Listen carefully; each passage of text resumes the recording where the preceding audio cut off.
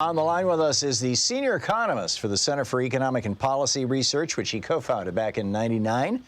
The author of several books. This is Dean Baker, the author of several books, including Rigged, How Globalization and the Rules of the Modern Economy Were Structured to Make the Rich Richer. You can read his blog at Beat the Press. CEPR.net is the website for the Center for Economic and Policy Research, CEPR.net. And you can tweet Dean at DeanBaker13. Dean Baker, welcome back to the program. It's been a long time. Thanks so much for joining us. I'm curious your thoughts, as both an economist and as an observer of the political scene and a very thoughtful commentator on how these rules are structured and how they work. On Jerome Powell and the Fed. Well, hey, Tom, thanks for having me on first. But I've been writing about this recently. I, of course, have been following the Fed closely for more than a quarter century. I think Jerome Powell's really made a sea change at the Fed. He's made a commitment to full employment and basically shifted the priorities of the Fed in a very, very fundamental way.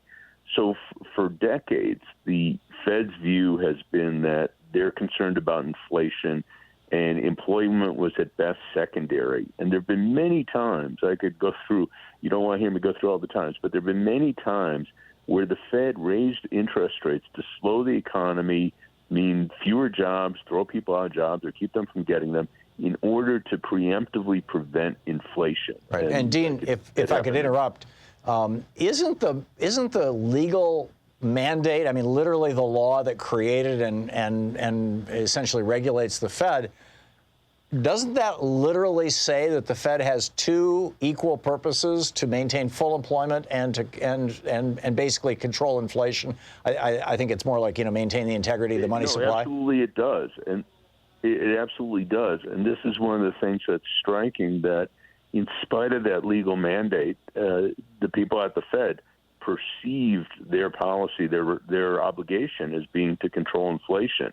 And I did a blog post last week, or maybe the week before, where I recounted this meeting I had back in 1994 with Alan Blinder and Janet Yellen, two very liberal, decent people. I respect them both.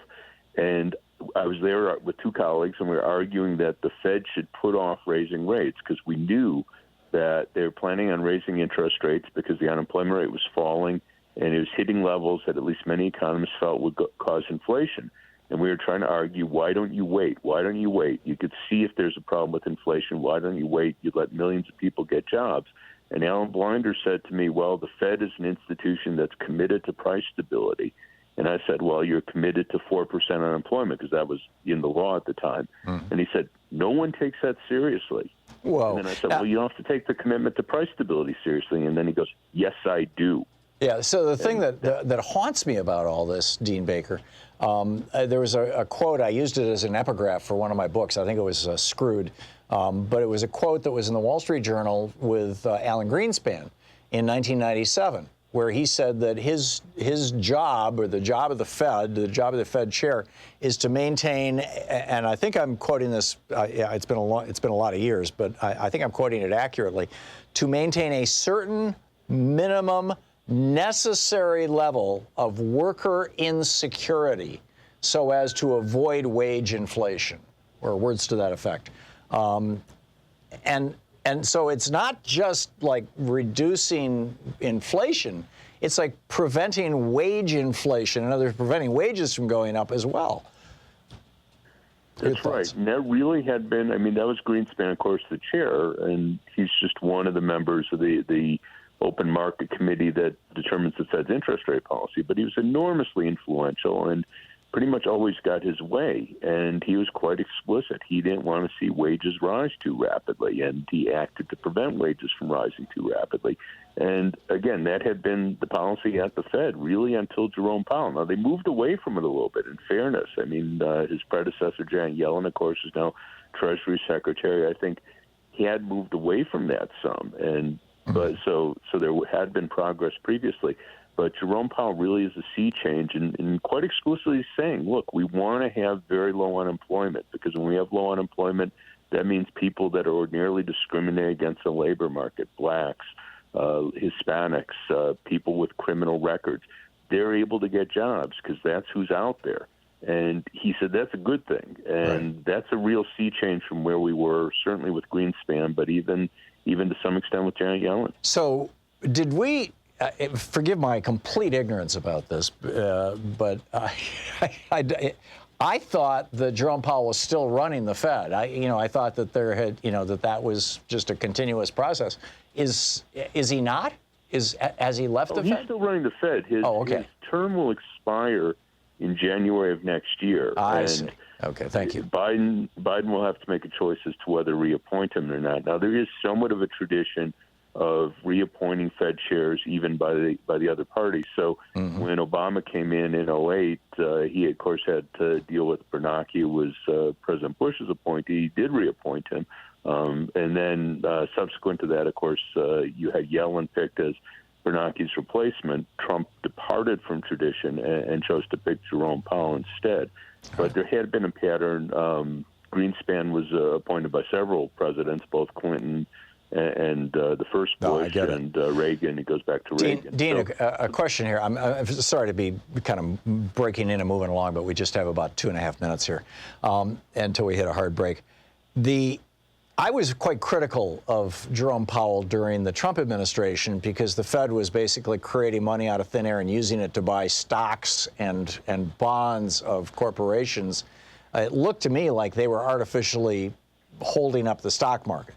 Was I wrong in that perception and in that critique?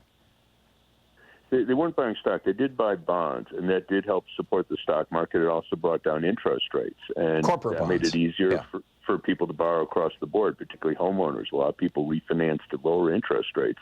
When you're facing a recession, it's hard to see an argument as to why you'd want higher interest rates. And, some people were upset about that, but I'm about as anti-corporate as you get in general. I don't see that as having been the wrong move.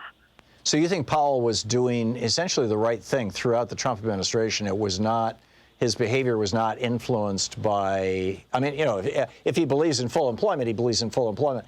It wasn't just that he was trying to do something because Trump told him to. I'd be very surprised if there was any direct influence from Trump, or for that matter, even indirect. Trump was very unhappy with him for much of his tenure.